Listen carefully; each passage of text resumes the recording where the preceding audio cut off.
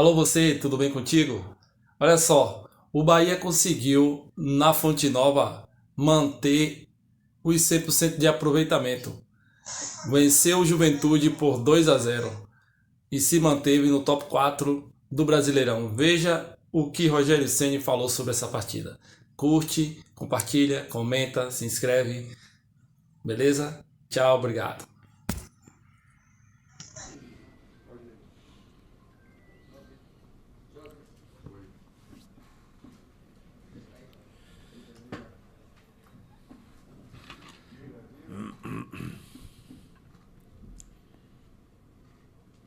Tem mais gente?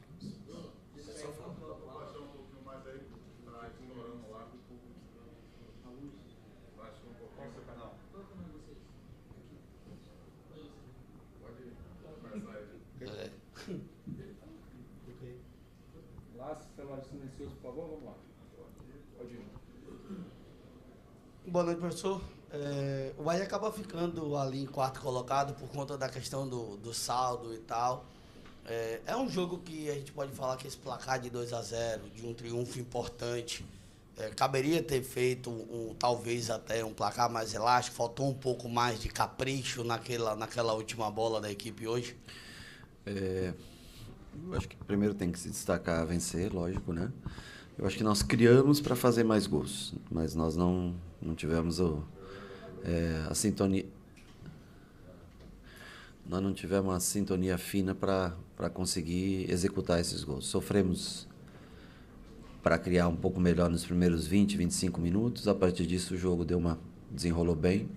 No segundo tempo também conseguimos trabalhar bem a bola. Tivemos boas chances. Poderia ser um placar mais elástico. Mas acho que jogamos bem de maneira geral. E claro que eu sei que o Ademir teve uma boa chance, queria gol. Biel teve boa chance, queria gol. Mas infelizmente nós não conseguimos converter as chances criadas em gols. O mais importante é que a gente vence mais uma partida aqui, torcedor junto com a gente, mais de 40 mil pessoas aqui, isso super especial, e vai criando essa simbiose bacana entre torcida e time. Boa noite, Rogério. O Bahia, no primeiro tempo, você citou aí 20 minutos, meio complicado. Foi dentro do esperado, devido ao adversário, à marcação do adversário, ou a equipe errou mais e menos virtude do adversário? Não, eu acho que eu sempre costumo elogiar eles com energia. Eu achei um pouquinho o vestiário, antes de entrar no jogo, um pouquinho baixa energia. E o que não acho nem que a gente errou tanto, mas a gente não conseguiu trabalhar a bola, mas não conseguiu romper essas linhas no primeiro de marcação. Voltou muito a bola,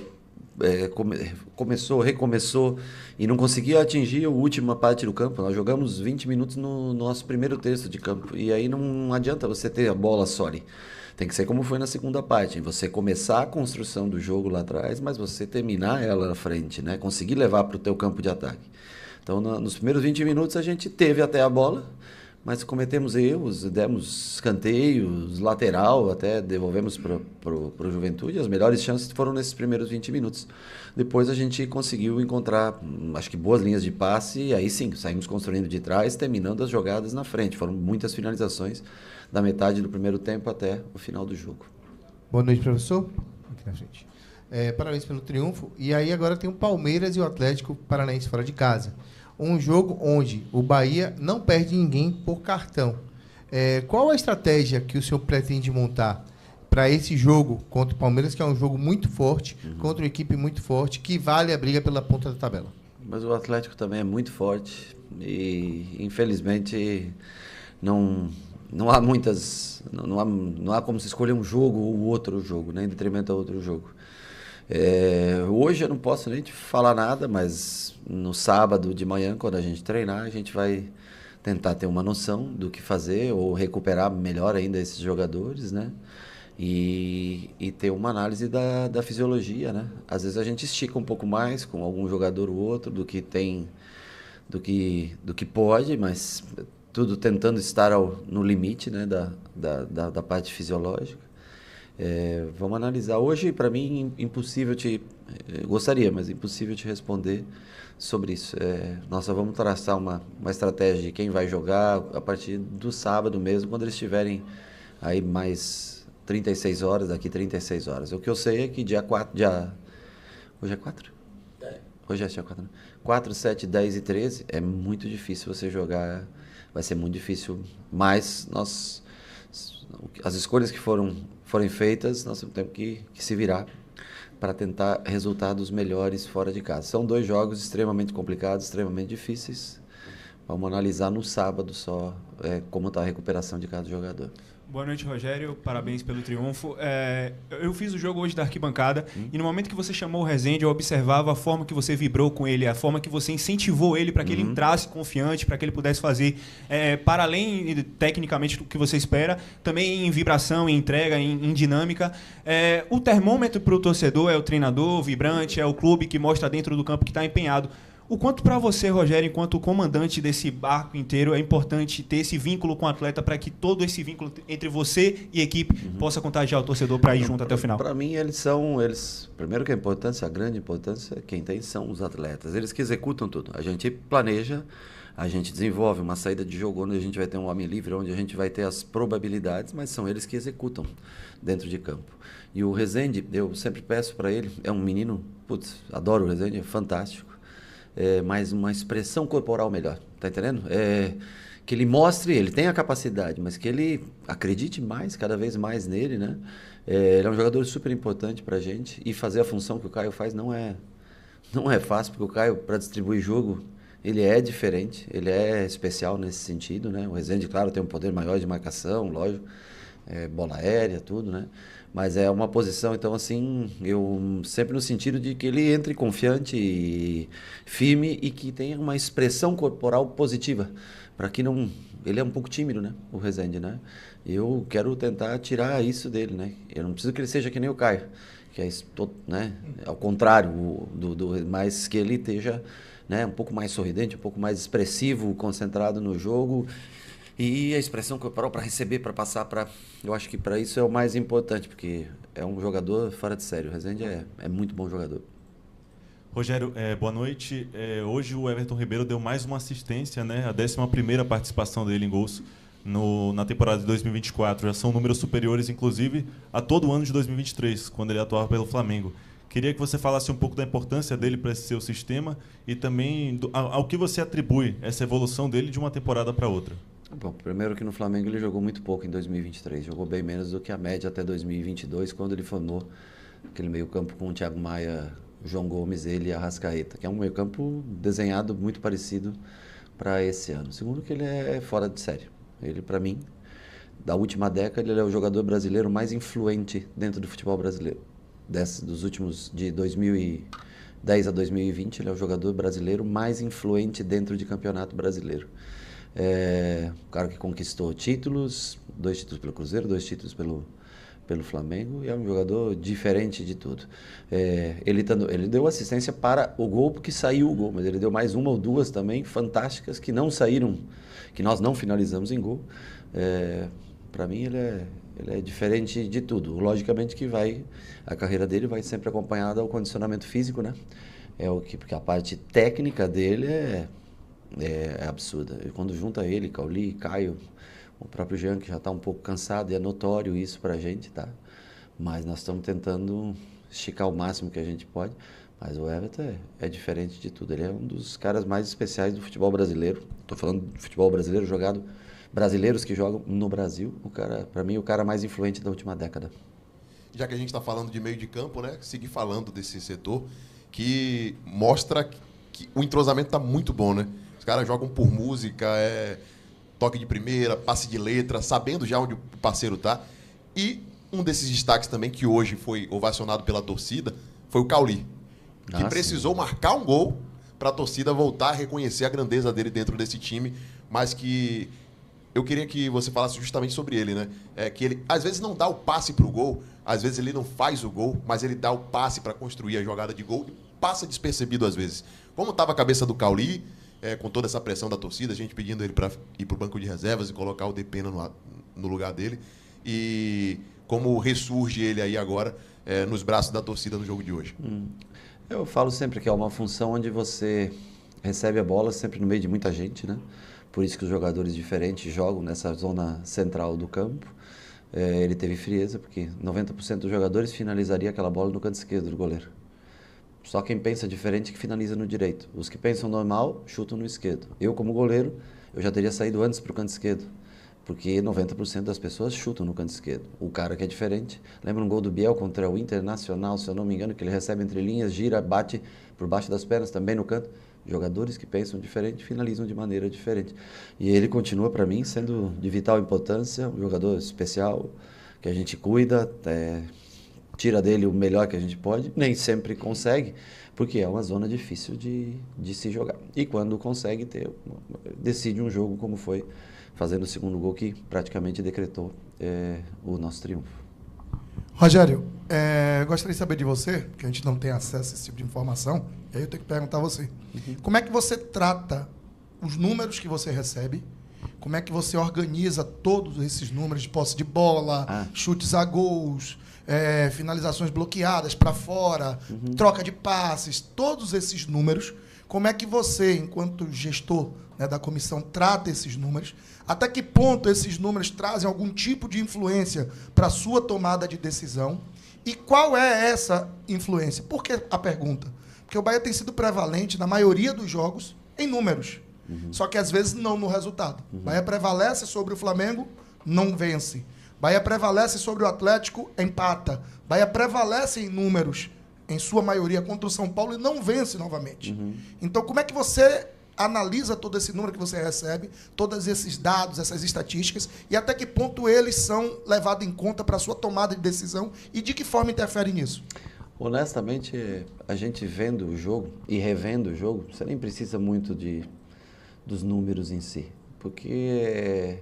Bom, primeiro que o trabalho da semana ele é tão focado naquilo que a gente executa durante o jogo, né? Que... Agora, os números, por exemplo, você tem 20 finalizações, chutes que não levam ninguém a lugar nenhum, que o goleiro pegou sem... Eu acho que isso sim, porque aí é um número enganoso que pode te... Né, mas quantas você... Às vezes finalizações no alvo. Você pode chutar no alvo, na mão do goleiro, o goleiro não faz nem força para pegar a bola e é um contra, chutar um... Assim, isso pode enganar muito as pessoas. O importante é quanto você produz, chances reais, quanto você produziu, quanto o adversário teve de chance, né? Eu acho que isso... Então, assim, toque de bola. Se você trocou 600 passes, por exemplo, que deve ter sido mais ou menos o que, sei lá, por aí que a gente trocou, eu não vi, mas normalmente tem dado isso, né? Apesar que o Juventude apertou um pouco mais no primeiro tempo, nós erramos um pouquinho mais, mas não, deve ter dado 90% de posse de bola, de passe correto. É muito importante. Mas aonde foram esses passes? Que tipo de passe foi? Foi no campo de defesa? O adversário pressionava? Não? Quanto estava o jogo? Então, isso é muito levado em consideração. Mas para mim, é mais do que a gente treina, executa, movimentos são mais importantes para mim. Como a gente cria espaço, como a gente vai achar o homem livre, como pelo lado direito, pelo lado esquerdo. Eu acho que há de se destacar os dois gols. Começaram construídos praticamente pelo nosso goleiro, se não começou, mas com a participação desde o nosso goleiro para chegar lá na frente e fazer. Principalmente em campos bons, e quando você tem esse controle de jogo, consegue ter esses 4 no meio campo, isso faz diferença. Você corre riscos, claro, mas você ter o comando do jogo é sempre muito importante. 540 passes. Hoje um pouco menos, é verdade, hoje foi um pouco menos. Rogério, boa noite, parabéns pelo triunfo. Voltando um pouco ainda sobre a questão das próximas 2 partidas, você falou que tem que esperar amanhã por questões fisiológicas sábado. E tudo mais. Sábado, desculpa. Sábado. Só que são duas partidas seguidas em campo sintético, tanto Sim. Palmeiras quanto Atlético Paranaense. De alguma forma, isso influencia na sua preparação, e eu estou tirando a parte fisiológica apenas em nível de campo de jogo. Isso influencia algo na sua preparação? Eu acho que são campos mais duros, né? Mas eu acho que um ajuda a se preparar para o outro jogo, né? Mas não tem muito o que escolher, né? Já está no calendário, o campo é sintético, o do Palmeiras é um pouco mais novo, oferece um pouco mais macio, o Atlético um pouco mais rápido, os passes circulam com mais velocidade ainda. Vamos encontrar a dificuldade que quase todas as outras equipes, com exceção as 3 que possuem gramado sintético, não encontram, porque jogam bem mais constantemente. Mas vamos encontrar a dificuldade que outros encontram, e a dificuldade maior para mim são os 2 adversários, que são times extremamente capacitados. Ontem eu estava assistindo, né, São Paulo e Atlético, e o Atlético com 10 e em cima do São Paulo e tentando, quer dizer, Palmeiras hoje eu não vi, mas estava 2-0, vi pelos números ali, né? Vai, busca 2-2. Então são times que não se recusam a perder, não se entregam nunca dentro do campo de jogo, são muito fortes em aproveitamento dentro dos seus domínios. E nós, infelizmente, ainda não encontramos uma maneira parecida com o que a gente joga, ou não conseguimos nos colocar de uma maneira parecida para se impor, ter maturidade para se impor fora de casa, como a gente consegue se impor aqui dentro.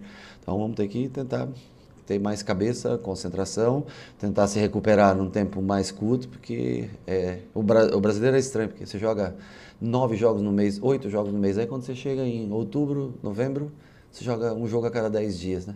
E agora você tem jogo a cada 3, 4 dias. Então você tem que tentar se adaptar, não perder ninguém lesionado. Acho que isso é uma coisa muito importante. Infelizmente os cartões, ou felizmente, né? A gente nos últimos 4 jogos tomou um cartão amarelo, se eu não me engano, né? Hoje nenhum, 3 jogos seguidos em casa jogando sem cartões, mas vão se acumulando também, né? Aqueles 6 pendurados.